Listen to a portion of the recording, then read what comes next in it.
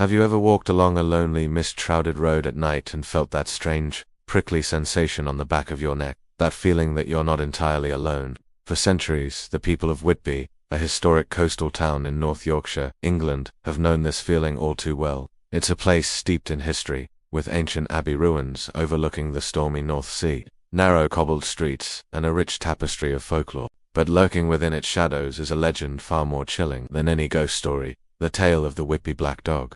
This isn't just any stray dog. This is the Barghest, a monstrous phantom hound that has haunted the imaginations of locals and visitors for generations.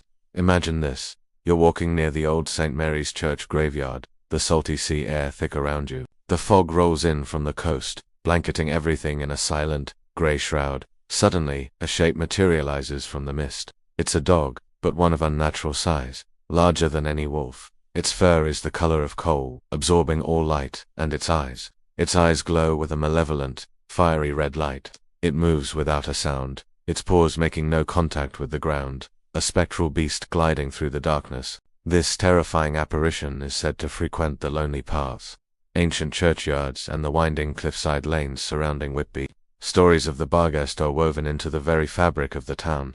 Fishermen have told tales of seeing it on the cliffs before a storm, a silent omen of impending doom. Travelers on deserted roads have recounted a massive black dog pacing them in the darkness, only to vanish as suddenly as it appeared. One of the most famous locations associated with the Barghest is the iconic Whitby Abbey. These haunting ruins, perched high on the east cliff, are a sight to behold. But it's here, among the weathered stones and empty archways, that the legend feels most alive. And it's no coincidence that this is the very setting that inspired Bram Stoker, the author of Dracula. While staying in Whitby in 1890, Stoker was captivated by the town's gothic atmosphere. He spent hours in the local library, poring over books on history and folklore. It was there he learned about the local legends, including the spectral black dog. In his masterpiece, Dracula, Stoker masterfully incorporates this local terror. When the Demeter, the ship carrying Dracula's coffin, runs aground in Whitby during a violent storm, the creature leaps from the wreck and bounds up the cliff towards the graveyard. What was it? Stoker describes it as a large dog that ran up the east cliff. This was Stoker's nod to the Barghest, a direct integration of Whitby's phantom hound into what would become the most famous vampire story of all time.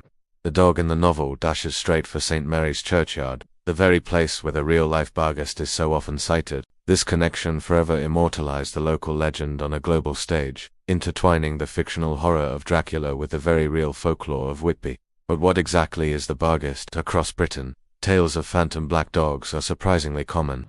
They go by many names: the Black Shuck in East Anglia, the Girt Dog in Somerset, Padfoot in Yorkshire. These creatures are almost universally seen as omens, but their meaning can differ. Some legends claim that seeing a black dog is a harbinger of death. If one crosses your path, or if you hear its phantom howl, it's said that you or someone you know will soon die. These versions of the tale paint the Barghest as a malevolent spirit, a true hound of hell. However, not all tales are so grim. In some folklore traditions, the black dog is a guardian. It's a protector of sacred sites, like churchyards and ancient burial mounds, warding off trespassers and those with ill intent.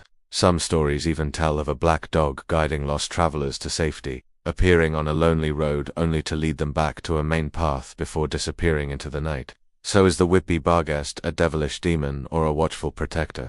The answer seems to depend on who you ask and which story you hear. The descriptions of the creature are remarkably consistent. It's always large, always black, and often has those terrifying, glowing eyes.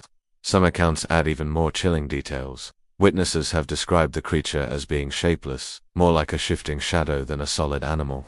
Others claim it has the ability to shapeshift, sometimes appearing as a headless man, a white rabbit, or even a spectral funeral procession. The most common feature, however, is its silent movement. This isn't a normal animal that rustles leaves or kicks up gravel. It glides, a supernatural being unbound by the laws of our world.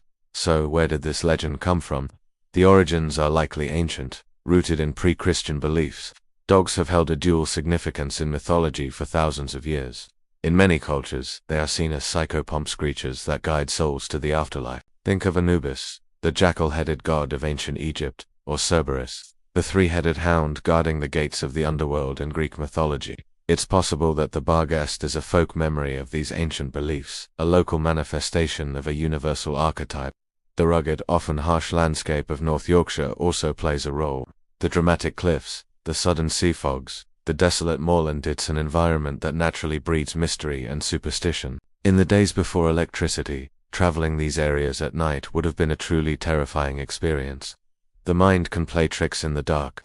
The silhouette of a strangely shaped rock or the glint of moonlight on wet stone could easily be mistaken for something more sinister by a weary, frightened traveler. Over the centuries, these fears, combined with ancient myths and perhaps even real encounters with large dark animals, solidified into the legend of the bug. Each retelling would add a new layer of detail, a new chilling encounter, until the story became what it is today, cornerstone of Whitby's dark and fascinating identity. Today, the Barghest is as much a part of Whitby as the Abbey, the fish and chips, and the jet jewelry. It continues to capture the imagination of ghost hunters, folklore enthusiasts, and anyone who loves a good spooky story. People still report seeing it.